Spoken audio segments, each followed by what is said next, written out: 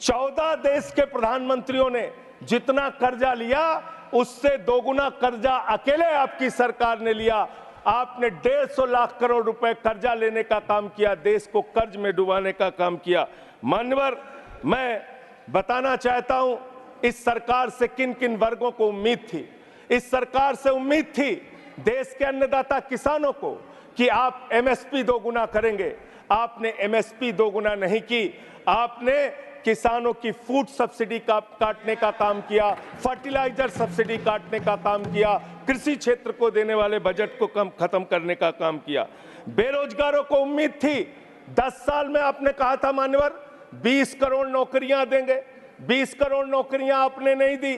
फिर नौजवानों ने कहा नौकरी दो, नौकरी दो। फिर आपने कहा पकौड़ा तल लो, पकौड़ा तल लो। फिर आपने कहा पान की दुकान लगा लो, पान की दुकान लगा लो। फिर आपने कहा 4 साल की नौकरी कर लो, सेना में 4 साल की नौकरी। मैं मान्यवर आपके माध्यम से भारत के प्रधानमंत्री से बड़ी विनम्रता पूर्वक पूछना चाहता हूं, देश के प्रधानमंत्री को 73 साल की उम्र में तीसरी बार प्रधानमंत्री बनना है, लेकिन किसान का बेटा नौजवान सेना में 4 साल की नौकरी करेगा, ये भेदभाव क्यों है? मैं पूछना चाहता हूं मान्यवर, आपके माध्यम से इस सरकार से जानना चाहता हूं अगली योजना क्या आएगी आपकी। आप कह रहे हो इंटर्नशिप योजना, ट्रेनिंग योजना, 5,000 रुपए की ट्रेनिंग ले लो, 5,000 रुपए की ट्रेनिंग ले लो। मान्यवर 5,000 रुपए की ट्रेनिंग 500 बड़ी कंपनियों में आप देंगे। मुझे भारत की 100 कंपनियां आप बता दीजिए जिसमें एक कंपनी में आप 4,000 ट्रेनी रख सकते हैं। एक कंपनी बता दीजिए जिसमें आप 4,000 प्रशिक्षु आप रख सकते हैं ट्रेनिंग के तौर पे। ये भी आपका आंकड़ा सिर्फ एक जुमला है, इसके अलावा कुछ नहीं है। अब मुझे लगता है एक ही योजना बाकी रह गई है मान्यवर, वो योजना है कि हमारी भारत की सरकार, आदरणीय नरेंद्र मोदी जी की सरकार अगली योजना लेके आएगी कि इस देश के नौजवानों को मुफ्त में 5 करोड़ कटोरा बांटा जाएगा। भीख मांगो योजना, भीख मांगो योजना लाने का काम ये लोग करेंगे। मान्यवर, इस देश में आपने अर्थव्यवस्था को लेकर कहा पांचवी बड़ी अर्थव्यवस्था है। वो 5वीं बड़ी अर्थव्यवस्था का लाभ किसको मिल रहा है? आपके चंद पूंजीपति मित्रों को, जिसका 16 लाख करोड़ रुपए आपने माफ किया, जो हजारों करोड़ लूटकर हिंदुस्तान से चले गए। मान्यवर, मैं बड़ी विनम्रता पूर्वक कहना चाहता हूं, मित्रों बड़ी डिलीटेड जी, डिफिकल्टी। ठीक है सर। मान्यवर मैं बड़ी विनम्रता पूर्वक आपके माध्यम से पूछना चाहता हूं, क्या इस देश की अर्थव्यवस्था में रेहड़ी पटरी वालों का कोई योगदान नहीं? जो 10 करोड़ रेहड़ी पटरी वाले पूरे देश में हैं, उनका कोई योगदान नहीं है क्या मान्यवर? वो भी सरकार को टैक्स भरते हैं। आपकी सरकार उनको भी फूटी आंख से देखना नहीं चाहती। आपने रेहड़ी पटरी वालों को कहा अपने नाम के आगे नेम प्लेट लगाओ, अपने नाम के आगे नेम प्लेट लगाओ। हिंदुओं की, मुसलमान, दलितों के पीछे आदिवासी हो, क्या हो ये बताओ। मैं पूछना चाहता हूं आपके माध्यम से सरकार के कहना चाहता हूं मान्यवर, अगर नेम प्लेट लगवाना है तो लगवाइए गले में नेम प्लेट। नीरव मोदी के गले में नेम प्लेट लगवाइए कि 20,000 करोड़ रुपए हिंदुस्तान का वो बाकी है। लगवाइए नेम प्लेट। 10,000 करोड़ रुपए विजय माल्या हिंदुस्तान का बाकी है। लगवाइए नेम प्लेट गले में ललित मोदी के कि 3,000 करोड़ रुपए हिंदुस्तान का लूट के भाग गया। लगवाइए नेम प्लेट मान्यवर। मैं कहना चाहता हूं नितिन संदेशरा के कि वो 6,000 करोड़ रुपए हिंदुस्तान का लूट के भाग गया। लगवाइए नेम प्लेट अडानी के कि 2.5 लाख करोड़ रुपए का कर्जा आपने एक आदमी को दे रखा है। लगवाइए नेम प्लेट उन पूंजीपतियों को जिन्होंने हिंदुस्तान की बैंकों को खाली करने का काम किया।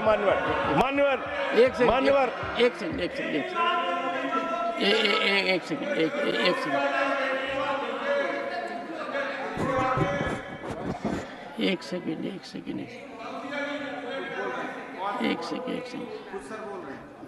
Honorable member, and you are a senior person. Sanjay ji, you are a senior person. धारा प्रवाह में आप काफी कुछ कह गए फिगर्स के बारे में, बाकी तो you can make your point, no difficulty about it. Once again, so the figures which you have given, you will have tough time in proving them. because these have been taken in stride. So all that will be deleted, and we will, unless you have real, factually firmed up material, use a name. Make your point. ठीक है sir, ठीक है sir, thank you sir, Make your point. No thank you sir. मानवर, मैं तो ये कहना चाह रहा था आपके माध्यम से कि इस तरह के काम देश के अंदर नहीं होने चाहिए।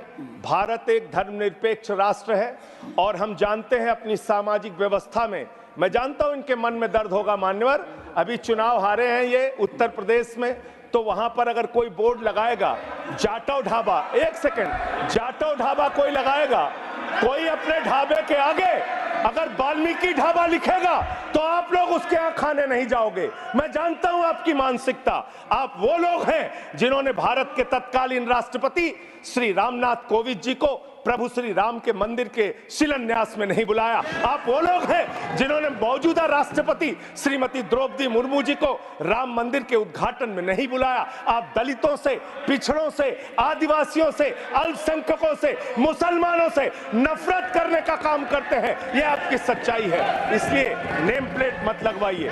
नेम प्लेट लगवाना है तो जिन्होंने देश की बैंकों को लूटा है उनका नेम प्लेट लगवाइए। और मान्यवर, मैं आपसे, आपके माध्यम से इस सरकार से कहना चाहता हूं, इनका बजट पढ़ रहा था मान्यवर, जेलों को भी इन्होंने कम बजट दिया।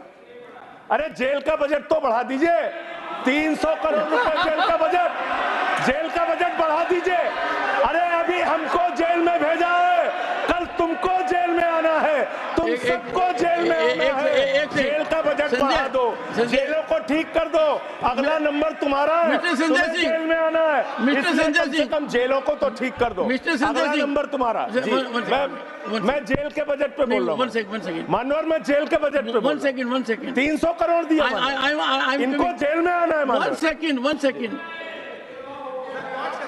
सदन के नेताजी से मैं अनुरोध करूंगा कि ये बहुत मार्मिक अपील है जेल का बजट बढ़ाने के लिए, और इस पर आप गौर फरमाइए। धन्यवाद सर, धन्यवाद सर, ठीक है ना, धन्यवाद सर। एक पृष्ठभूमि में है मान्यवर, इसका ध्यान रखा जाएगा। में इन्होंने न्यायपालिकाओं के लिए जो बजट रखा वो नाकाफी है। 5 करोड़ केसेस पेंडिंग है इस देश के अंदर और 6 लाख लोगों को पूरे देश में जेलों में रखा गया है, जिसमें करीब 76% अंडर ट्रायल है। इसका मतलब आपका मकसद न्याय दिलाना नहीं है, आपका मकसद किसी मामले की सच्चाई तक पहुंचना नहीं है, आपका मकसद है पकड़ पकड़ के एक एक व्यक्ति को जेल में डालना। आपने दिल्ली के मुख्यमंत्री को, जिनकी शुगर 36 बार 50 से नीचे जा चुकी है, आपने दिल्ली के मुख्यमंत्री को पकड़ के जेल में डाल दिया। नहीं मानवर, अब इनको बार बार मौका मत दीजिए, मुझे अपनी बात पूरी करने दीजिए। I am not yielding sir, I am not. आपने 2 बार काम हैबिट बना लिया इन्होंने सर। दिल्ली के मुख्यमंत्री को सर इन्होंने पकड़ के जेल में डाल के रखा, दिल्ली के शिक्षा मंत्री को इन्होंने 2 साल से जेल में रखा, दिल्ली के स्वास्थ्य मंत्री को इन्होंने 2 साल से जेल में रखा।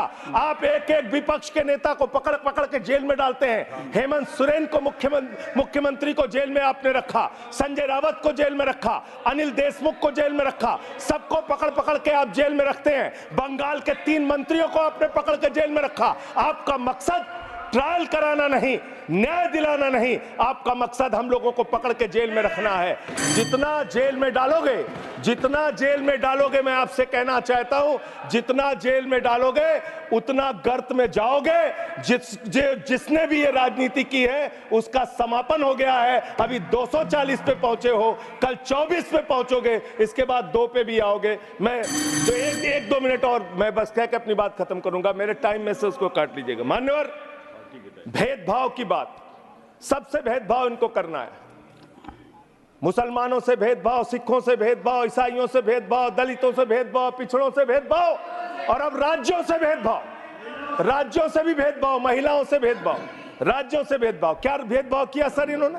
2,32,000 करोड़ रुपए, 2,32,000 करोड़ रुपए दिल्ली के लोगों ने सरकार के केंद्रीय खजाने में टैक्स के रूप में दिया, जीएसटी और इनकम टैक्स के रूप में। बदले में हमको कितना मिलता है? 0।